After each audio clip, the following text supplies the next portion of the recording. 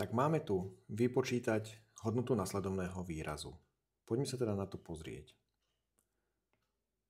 Podľa pravidel práce s mocninami v čítateli bude 2 na 1/3 plus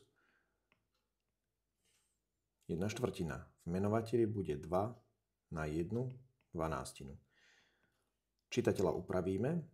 2 spoločný menovateľ 12. V čitateli máme 4 plus 3.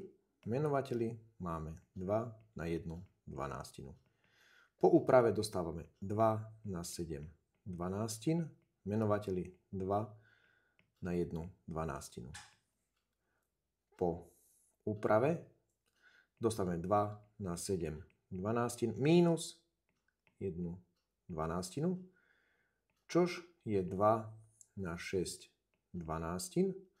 Vzhľadom na to, že je to kladné číslo, môžem si dovoliť upraviť na 1/2, čož je odmocnina z 2. Úloha je vyriešená.